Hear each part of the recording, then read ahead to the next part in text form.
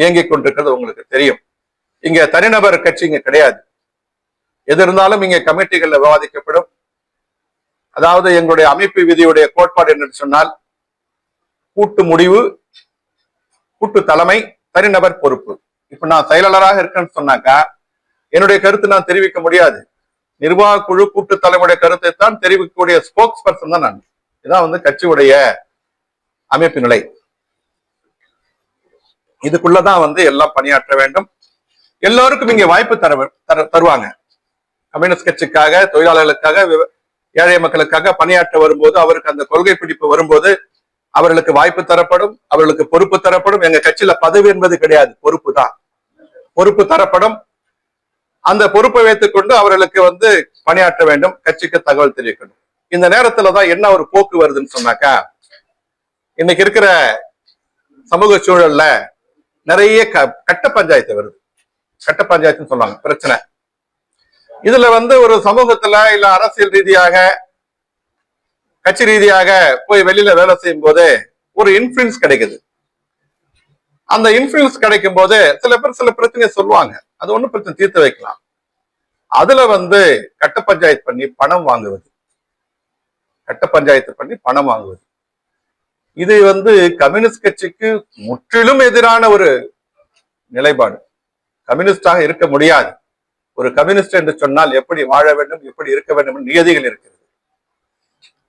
இந்த நிலையில தான் எங்க கட்சி பொறுத்த வரைக்கும் சேது செல்வம், தோழர் சேது செல்வம் அவர் கட்சியில பொறுப்பு கொடுக்கப்பட்டது.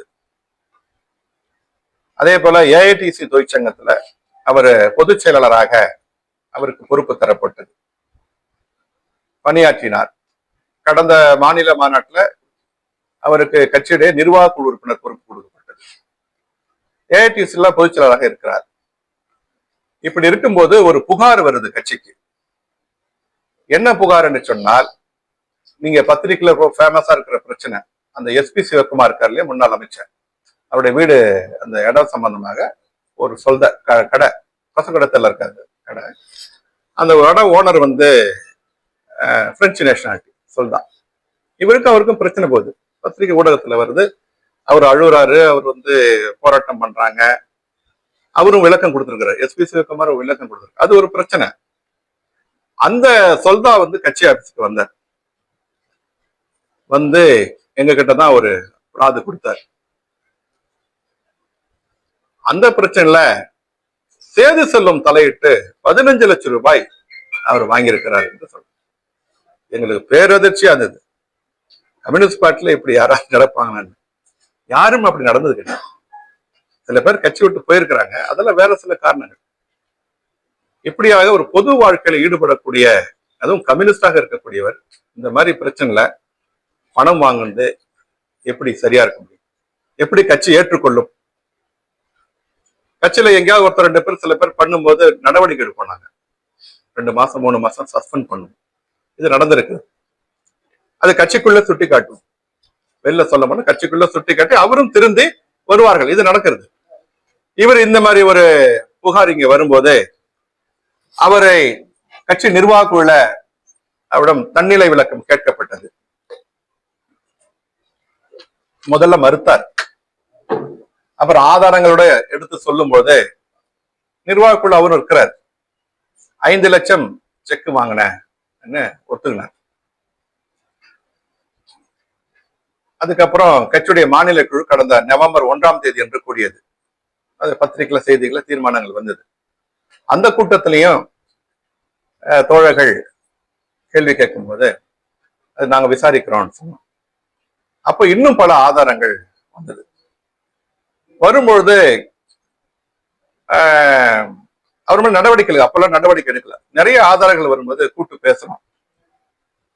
கூட்டு பேசும்போது அப்புறம் ஒத்துக்கிறார். முதல்ல மறைக்கிறாரு, அப்புறம் ஒவ்வொன்றா ஒத்துக்கிறார். 15 லட்சம் ரூபாய் ஒத்துக்கிறார். அப்போ இது எங்களுக்கு எல்லாம் பேரதிர்ச்சி. ஒரு 15 லட்சம் ரூபாய் ஒரு பிரச்சனைல வாங்குறான்னா இது எப்படி கட்சி அனுமதிக்கும்? எனவே சேது செல்வம் அவர் ஒரு பிரச்சனைல கட்ட பஞ்சாயத்து என்கின்ற அடிப்படையில 15 லட்சம் ரூபாய் வாங்கியது நிரூபணமானது காரணமாக அவரும் ஒத்துக்கொண்டார். அவரும் ஒத்துக்கொண்டு கட்சியில முடிவாகி அவரை சஸ்பெண்ட் பண்ணணும். சஸ்பெண்ட் பண்ணோம், தற்காலிக நீக்கம் பண்ணோம். 1 வருஷ காலத்துக்கு தற்காலிக நீக்கம் பண்ணோம். அவ்வளவுதான். இது கூட வெளியில சொல்லக்கூடாது கட்சியுடைய முடிவு.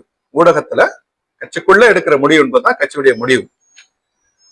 ஆனால் என்ன சொல்றாரு, நேத்து பிரஸ் மீட் கொடுத்து அவர் வந்து என்னென்னவோ சொல்றாரு. என்ன சொல்றாரு, தட்டாஞ்சாவடி தொகுதி எனக்கு கிடைக்காதுன்னு சூழ்ச்சி நடக்குது. உங்களுக்கே தெரியும், யாரோ தொகுதி உடன்பாடு பத்தி பேசுறோமா எங்கேயாவது? காங்கிரஸ் சொல்றது 30, திமுக சொல்றது 30, நாங்க 4 சொல்றோம். இப்படிதான் இருக்குது. தொகுதி உடன்பாடு ஒன்னும் ஆரம்பிக்கப்படவே இல்லை. தொகுதி உங்களுக்கு தெரியும், தேர்தல் காலத்துல தொகுதி உடன்பாடு என்பது அதுக்கான ஒரு காலகட்டம் வரும். அதுல பேசுவோம். அதுல என்ன தொகுதின்னு கிடைக்கும் ஒவ்வொரு தொகுதிக்கும். அந்த அடிப்படையில தான் அப்புறம் தொகுதி வந்த பிறகு வேட்பாளர் கட்சி முடிவு பண்ணும். எங்கள் கட்சியை பொறுத்தவரை ஒரு வேட்பாளர் என்கிறவர் அல்லது வேட்பாளராக இருந்து எம்எல்ஏ ஆக சட்டமன்றத்தில் போகிறவர் கட்சியுடைய ஊழியர் தான். கட்சியுடைய அவர் எம்எல்ஏ சம்பளத்தில் லெவி தரணும். இதெல்லாம் கட்சியுடைய எம்எல்ஏ சட்டமன்றத்துல வந்து கட்சியுடைய ஊழியராக, மக்களுக்கான ஊழியராக கட்சி தான் அனுப்பி வைக்குது. இதுதான் வந்து கட்சியுடைய நடைமுறை. அதான் எல்லா மக்கள் சுப்பையா காலத்திலிருந்து எந்த தலைவரும் அப்படிதான் பண்ணுவாங்க. இதுதான் நடைமுறை. தொகுதி எல்லாம் வந்து இப்ப உடன்பாடு எங்குமே பேசப்படல. அவர் சொல்லுகிறார் தொகுதி உடன்பாடு, தட்டாஞ்சாவடி தொகுதி எனக்கு கிடைக்க விடாமல் சூழ்ச்சி நடக்குது. அந்த சூழ்ச்சிக்கு ஒண்ணுமே கிடையாது. அதே போல தோழர் நாரா கலைநாதன் பத்தி சொல்றாரு. அவர் நாரா கலைநாதன் வந்து தவறா வழிகாட்டாரு. அதெல்லாம் கிடையாது. முற்றிலும் 200% பொய் சொல்றாரு. எங்க கட்சியில கமிட்டி தான், நிர்வாக குழு தான் இருக்குது. எல்லா தலைவர்களும் எல்லாருடைய தோழர்களுடைய கருத்து தான் கட்சி செயல்படும். யாரும் கட்சியை தவறாக வழிநடத்த முடியாது. கட்சியில இருந்து கொண்டு தவறாக செயல்பட்டால் தான் கட்சி நடவடிக்கை எடுக்கும். அதுதான் செய்தி செல்வம் மீது பாய்ந்தது. கட்சியில பொறுப்பு எடுத்துக்கொண்டு, தொழிற்சங்கத்துல பொறுப்பு எடுத்துக்கொண்டு அவர் வந்து இந்த மாதிரி தப்பா பண்ணும்போது சமூகத்துல கட்சிக்கு என்ன கெட்ட பேர் வருமா இல்லையா? அதுதான் கட்சி நடவடிக்கை எடுத்தது. அதே போல வந்து தட்டாஞ்சாவடி தொகுதியுடைய அனைத்து நிர்வாகிகளும் இருக்கிறார் என்று ஒரு இது கேட்டார். அவங்களுக்கே தெரியாது. இப்ப நாங்க கட்சி முடிவு எடுத்தோம் இல்லையா, இந்த 1 வருஷம் சஸ்பெண்ட், அதுவும் நாங்க கீழே சொல்லவே இல்லை இது வரைக்கும். எதுக்காக நடவடிக்கை எடுத்தோம்? ஏன்னா கால அவகாசம். அது என்ன பண்ணணும், நாங்க தொகுதி கமிட்டி கூட்டி சொல்லுவோம், சுற்றறிக்கை அனுப்புவோம் கீழே கட்சிக்குள்ள. இதெல்லாம் நடக்கல. அவங்ககிட்ட சொல்லவே இல்லை. வேற ஏதோ சொல்லி எலெக்ஷன் நிக்க கூடாது அப்படி இப்படின்னு சொல்றாங்க. சேது செல்வத்தை பொறுத்தவரை அவருக்கு வந்து கட்சி தான் வேலை வாங்கி கொடுத்தது. எந்த டிபார்ட்மெண்ட்ல? ஓசிஎம்ல ஃபர்ஸ்ட் ஓசிஎம், ரெண்டாவது மார்க்கெட்டிங். முதல்ல ஓசிஎம்ல, அப்புறம் மார்க்கெட்டிங். ஆமா, விஸ்வநாதனுக்கு டிரைவரா போட்டு, அவர் ஆக்சுவல் டிரைவர் தான், போட்டு வேலை வாங்கி கொடுத்தார். அரசு வேலை என்று சொன்னா ரொம்ப ஏழ்மையான அரசு வேலை அவருக்கு கொடுக்கப்பட்டது. அவருக்கு மட்டுமல்ல, அவருடைய குடும்பத்தினருக்கெல்லாம் அரசு வேலை வாங்கி கொடுக்கப்பட்டது. 1. 2006 உள்ளாட்சி தேர்தல் வரும்போது அங்கே அந்த புதுப்பேட்டை வார்டுல போட்டியிட வேண்டும் என்று வரும்பொழுது அவர் விருப்பப்பட்டார். ஒன்னும் பிரச்சனை இல்லை, ஆனா அரசு வேலையா இருக்கிறிய, மாசத்துக்கு ஒரு வருமானம் வருது குடும்பத்துக்கு, அது போயிடுமேன்னு சொல்லும்போது இல்ல நான் ராஜினாமா பண்றேன். இதுல அரசு வேலை ராஜினாமா செய்ய வேண்டாம் என்று கம்யூனிஸ்ட் கட்சி அறிவுறுத்தியது. என்ன குடும்பத்துக்கு வருமானம் என்று. அதை அவர் கேட்கல. அப்புறம் எலெக்ஷன் நின்னார்.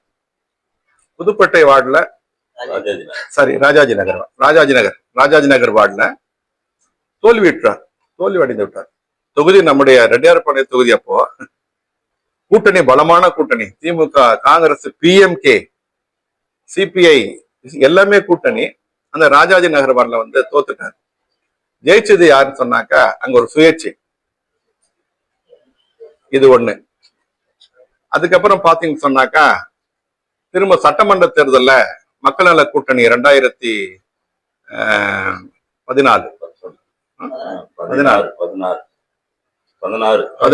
மக்கள் நல கூட்டணியில அவருக்கு ஒரு வாய்ப்பு வழங்கப்பட்டது. அதாவது சேது செல்வம் போட்டியிட்டேன் நான் கிடையாது. கட்சி தான்.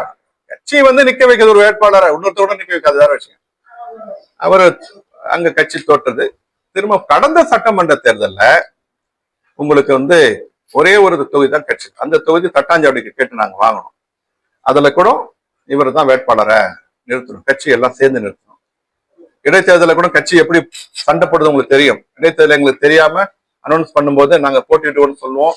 அது தமிழக முதலமைச்சர் தளபதியார் வரைக்கும் அந்த போச்சு. அது அந்த அளவுக்கு அந்த தட்டாஞ்சாவடி தொகுதி நான் வாங்குவேன். அப்ப கடந்த சட்டமன்ற தேர்தலையும் அவ கட்சி தோல்வியை தழுவியது. இது ஒரு பக்கம் இருக்குது. இதுல பாத்தீங்கன்னா இன்னும் வந்து வாய்ப்புகள் வழங்கப்பட்டு விட்டது. எத்தனையோ வாய்ப்புகள் வழங்கப்பட்டது.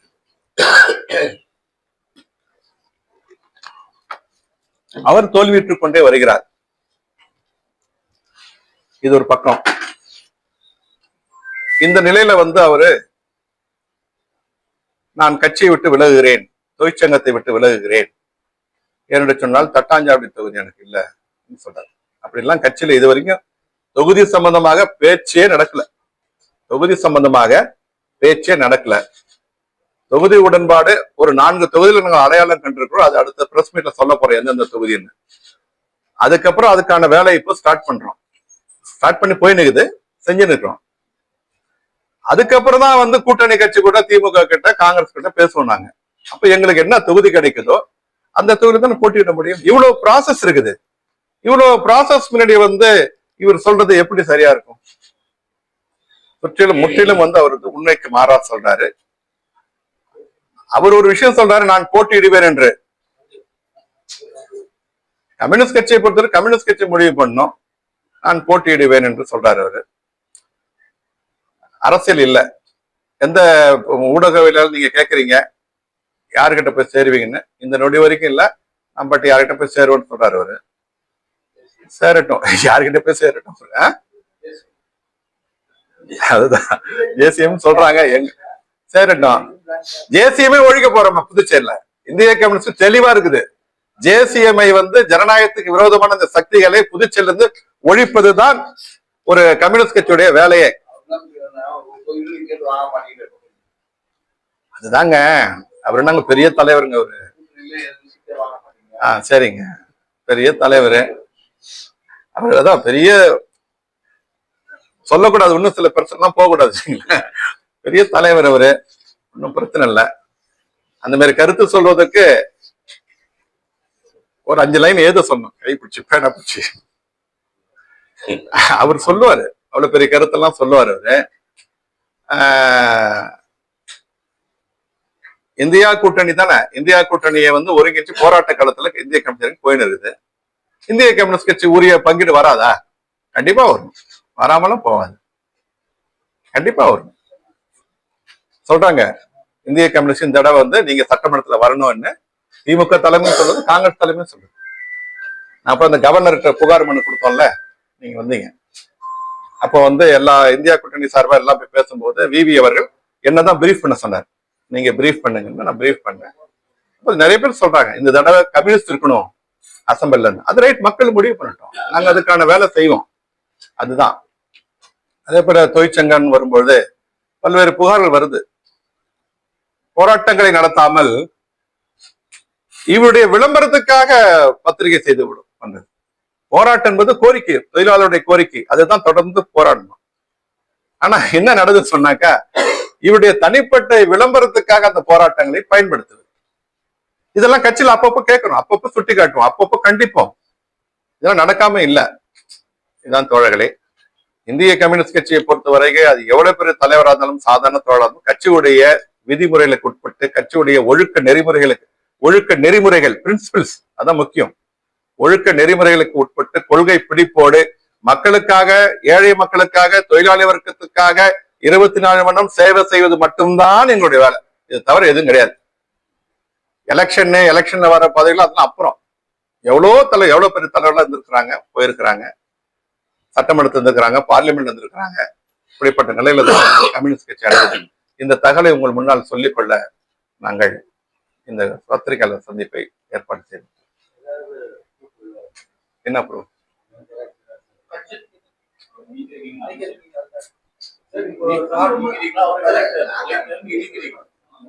அதாவது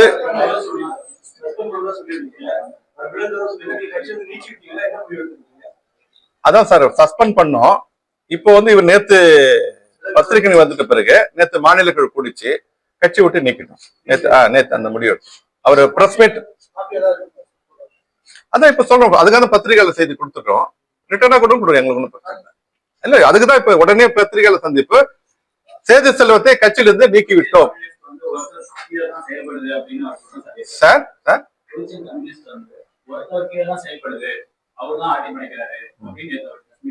அப்படிலாம் கிடையாது சார். கம்யூனிஸ்ட் கட்சி என்பது கூட்டு தலைமை, தனிநபர் பொறுப்பு. கம்யூனிஸ்ட் கட்சியுடைய கோட்பாடு கூட்டு தலைமை, தனிநபர் பொறுப்பு. அந்த கூட்டு தலைமை என்பது இங்க நிர்வாக குழு இருக்கும். நிர்வாக குழு எதுவும் பேசிதான் செக்ரட்டரி என்ற முறையில நானு இல்லை யாரா இருந்தாலும் சொல்லுவாங்க. இதுதான் கம்யூனிஸ்ட். யாரும் அப்படி கிடையாது. எந்த தவறான வழிகாட்டுதலும் யாருடைய இதுவும் கிடையாது. அது முழுக்க முழுக்க பொய்யான குற்றச்சாட்டு சார். அதான் நான் சொன்னேன், அந்த சொல்தான். ஆமா சஸ்பெண்ட் வந்து 6ஆம் தேதி வெள்ளிக்கிழமை 7ஆம் தேதி சஸ்பெண்ட் பண்ணோம் சார்.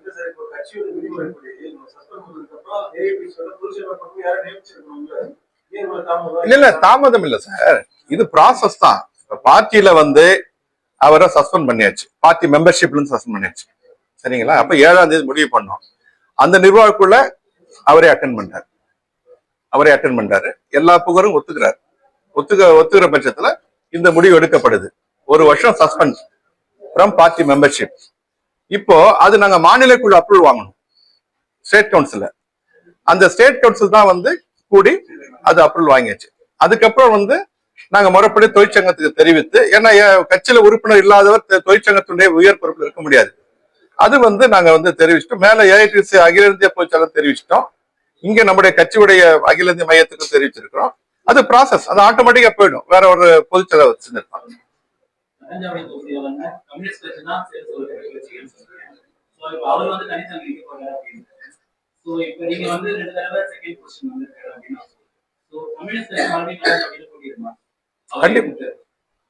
சார் யாரு வேணா எதிர்த்து கட்சி போடு. கம்யூனிஸ்ட் கட்சி அரசியல் கட்சி. கம்யூனிஸ்ட் பார்ட்டி வந்து யாரை முடிவு பண்ணுதோ, எந்த தொகுதி வரணும் போட்டியிட போகுது. அது தட்டாஞ்சாவடி தொகுதினா அங்க போட்டியிடுவோம், காமராஜர் தொகுதினா அங்க போட்டியிடுவோம், நெல்லித்தோப்பு தொகுதினா அங்க போட்டியிடுவோம், உழவர தொகுதினா அங்க போட்டியிட போறோம். எது நமக்கு கூட்டணியில கிடைக்குதோ அங்க நாங்க முடிவு பண்ணி வேட்பாளர் அறிவிச்சு கண்டிப்பா போட்டியிடுவோம். தட்டாஞ்சாவடி தொகுதி மட்டுமல்ல, தொகுதி உடன்பாட்டுல எந்த தொகுதி கிடைக்குதோ அதுல கம்யூனிஸ்ட் கட்சி போட்டியிடும். இல்ல யாரு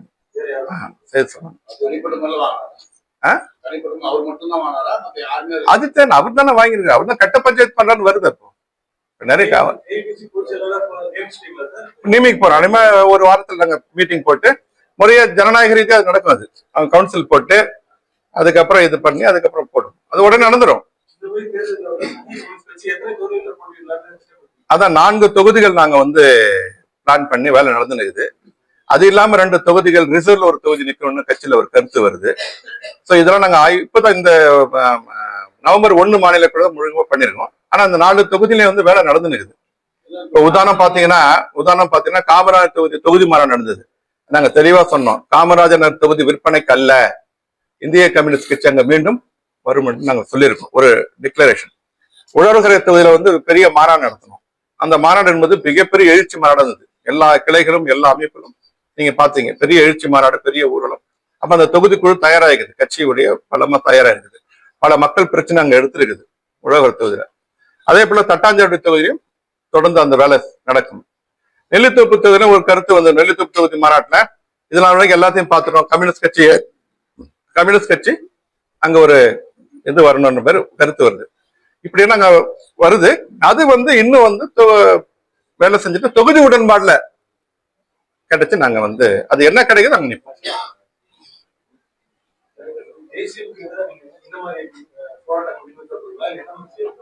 இல்ல, ஜேசிஎம் என்பது ஒரு புதுச்சேரி ஜனநாயகத்துக்கு ஆபத்தான இது. ஏன்னா பணத்தை சாப்பாடு போட்டுட்டு பணத்தை ஓட்டுக்கு பணம் கொடுத்துட்டு வந்து எம்எல்ஏ ஆயிட்டு ஆட்சியை கைப்பற்றலாம் என்ற ஒரு கருத்து வரும்போது அதை முறியடிக்க வேண்டாமா சொல்லுங்க.